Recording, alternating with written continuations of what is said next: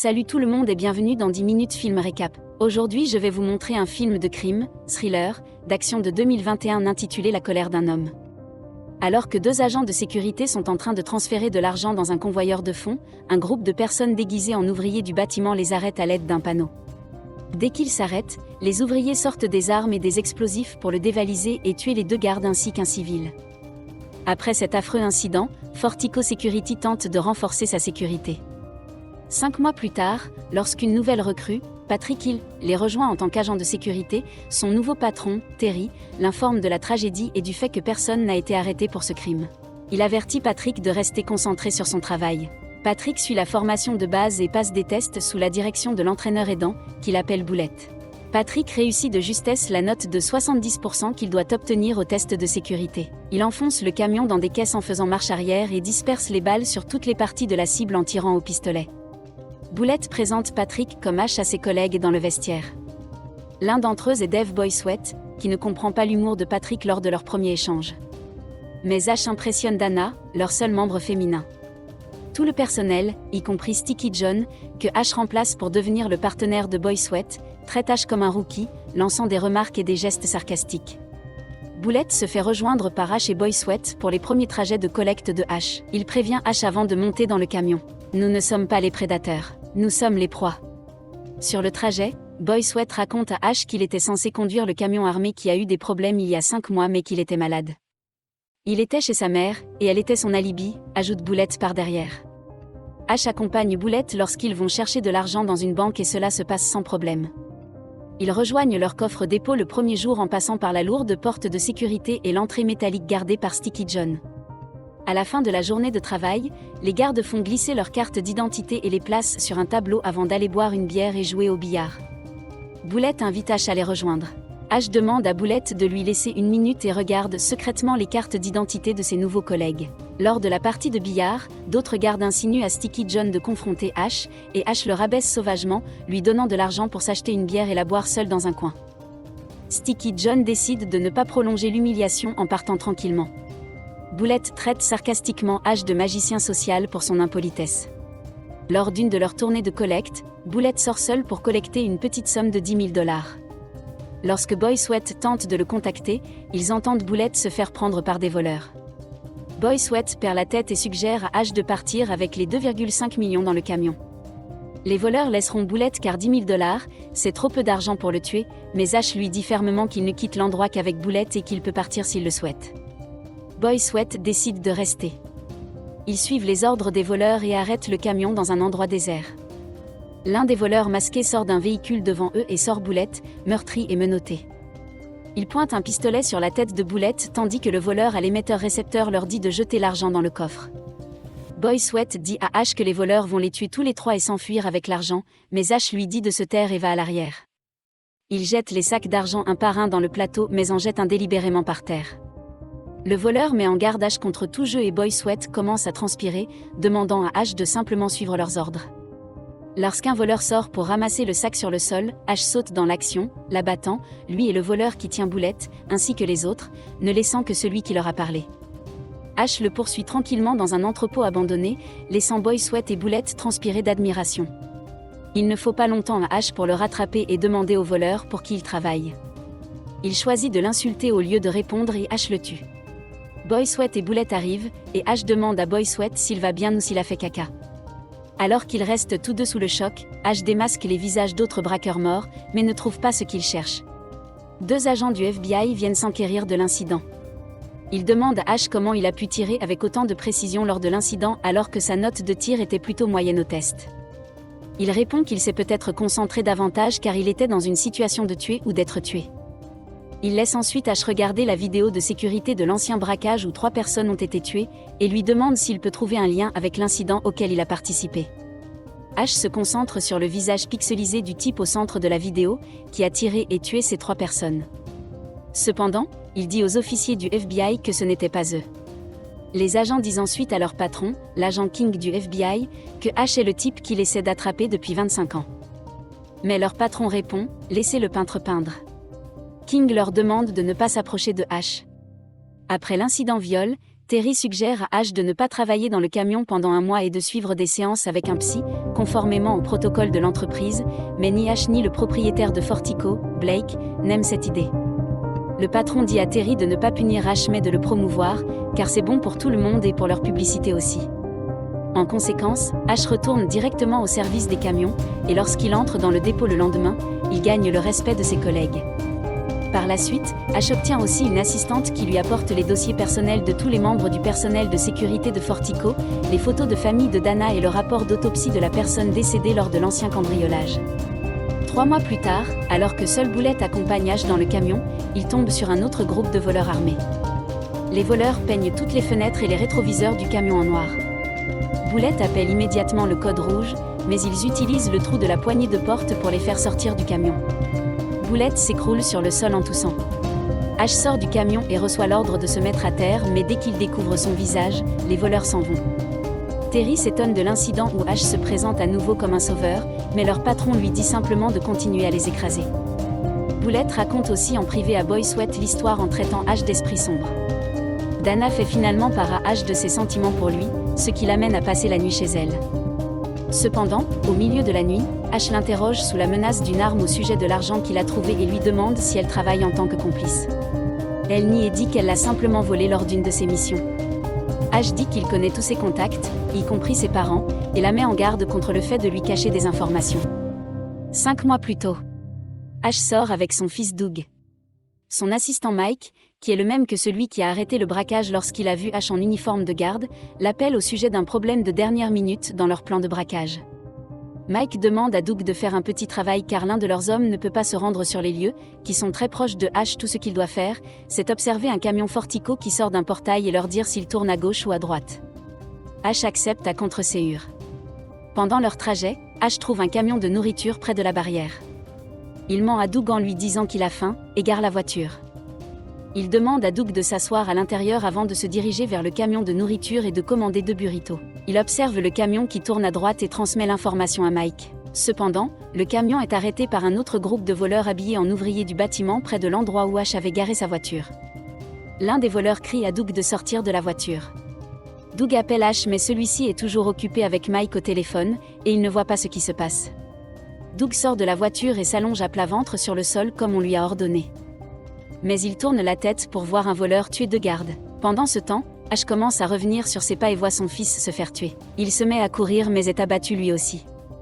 Lorsqu'Ash revient à lui après 3 semaines, il est dans un lit d'hôpital et son fils est mort. La mère de Doug accuse Ash et le traite de froid. Il contacte son ami King, agent du FBI, au sujet des auteurs de l'attentat, mais celui-ci ne peut lui donner qu'une liste de criminels connus qu'il peut poursuivre et faire tout son possible pour trouver la personne qui a tué son fils. Pendant les 2 semaines qui suivent, Ash, Mike et leur équipe font la guerre à la liste, enterrant des corps chaque fois qu'ils le jugent bon. Après beaucoup de rage et aucun résultat, Mike suggère qu'ils ont besoin d'une approche différente. Ash accepte la suggestion de Mike et lui dit qu'il va retourner à Londres pour un moment. Cependant, Ash demande à son assistante de lui créer une fausse identité complète et se fait appeler Patrick Hill. Son expérience dans le secteur de la sécurité est suffisante pour faire rejoindre Fortico Security. Depuis qu'il s'est fait recruter, Ash est à la recherche de la balance et du voleur qui a tué son fils. Il y a quelques mois, 6 vétérans de l'armée pleins de renséures et ayant des difficultés financières différentes se regroupent sous la direction de leur ancien sergent, Jackson, et décident de voler de riches personnes du Moyen-Orient après que l'un d'entre eux, Jean, l'ait demandé. Commençant avec quelques centaines de milliers de dollars, leurs ambitions grandissent au fil du temps. Si tous respectent encore leur sergent, Jean, lui, n'en fait rien. Agacés par le nombre d'intermédiaires qu'ils doivent payer pour transformer les objets volés en argent liquide, ils décident de voler directement les camions blindés, en ne payant qu'un seul informateur et en divisant l'argent en 7. Alors que leur vol se chiffre en millions, Jackson leur demande de faire attention à ne pas quitter leur emploi et à ne rien acheter de clinquant pour que personne ne les soupçonne. Mais Jean n'écoute guère ce que Jackson, ou qui que ce soit d'autre, lui dit. Lorsqu'ils se réunissent pour l'anniversaire de Jackson, ils décident de planifier et de braquer le camion de Fortico avec un bon copain informateur de Jackson.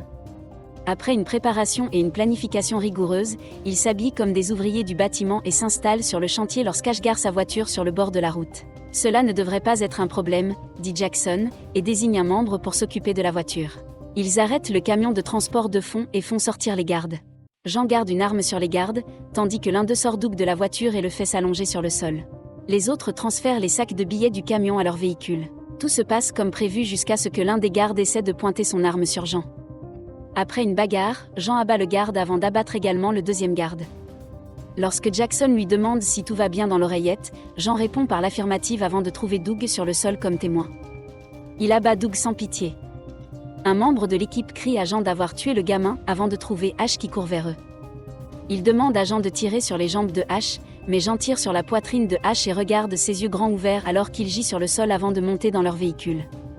Après plusieurs mois, le groupe se réunit à nouveau, impatient de commettre un vol encore plus important. Jackson dit à Jean qu'il a de la chance de faire encore partie de leur équipe. Il explique ensuite à l'équipe que leur prochain braquage peut les financer à vie, eux et leur famille, et qu'ils n'auront plus besoin d'autres braquages après celui-ci. Mais ce plan n'est pas aussi sûr que les précédents, prévient-il. Mais comme aucun d'entre eux ne vacille, Jackson révèle son plan qui consiste à braquer non pas un seul fourgon blindé mais tous les fourgons du dépôt Fortico le jour du Black Friday, où il pourrait y avoir plus de 150 millions de dollars. De retour au dépôt Fortico, Terry prévient les gardes des niveaux de sécurité spéciaux qu'ils doivent adopter pour le Black Friday. Avant de réaliser leur dernier casse, Jackson méprise Jean pour ses dépenses excessives malgré ses conseils. Le jour du Black Friday, Boulette et Ash partent en voiture. Après leur dernière collecte, Boulette fait savoir à Ash qu'il est la taupe du groupe qui avait braqué leur camion il y a quelques mois, tuant 3 personnes.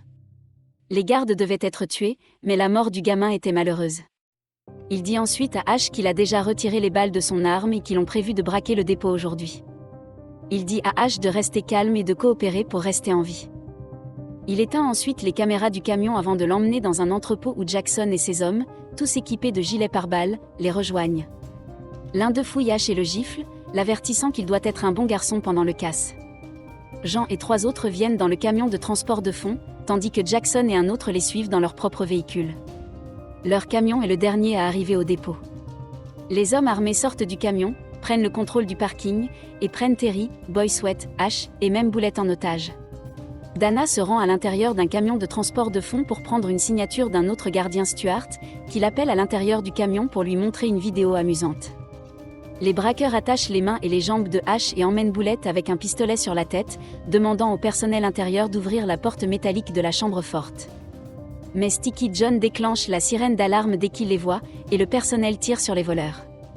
L'un des 4 voleurs place un explosif sur la porte métallique avant de se faire rejoindre par les autres pour riposter et tuer plusieurs des gardes qui s'approchent d'eux.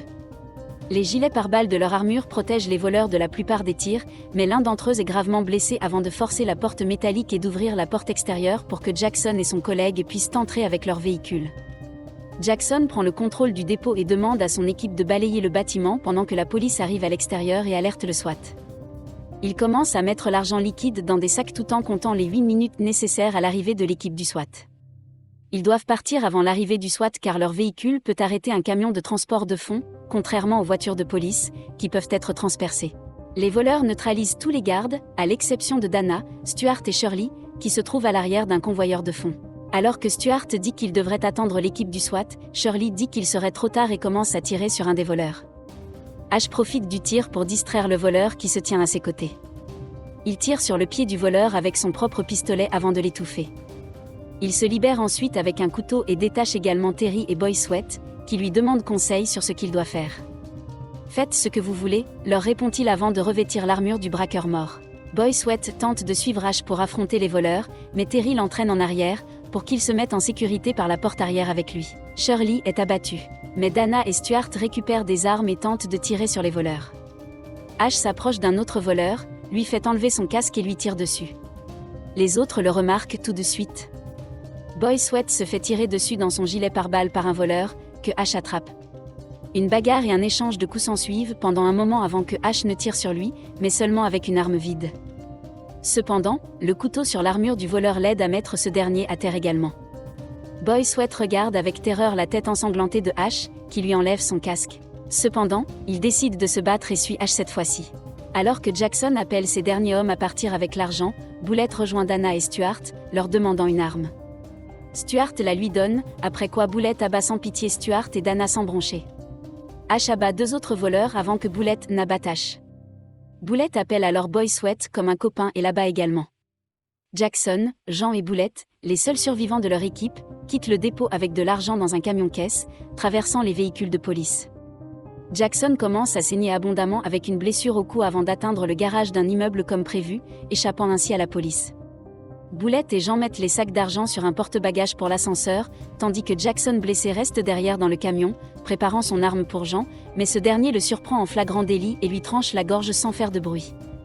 Il dit à Boulette que Jackson est mort de ses blessures alors qu'ils descendent dans un tunnel secret et montent sur 2 vélos à 4 roues pour atteindre une voiture garée à l'autre bout.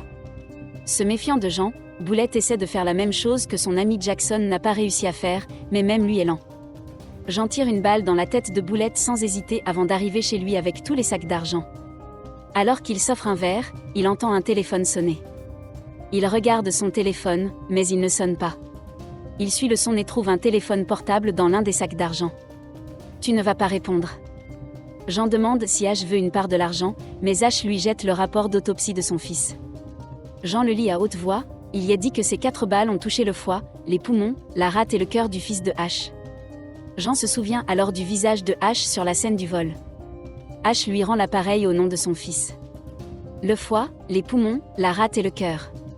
Lorsqu'H est sur le point de sortir en boitant avec des blessures, King vient derrière H pour lui demander s'il a fini.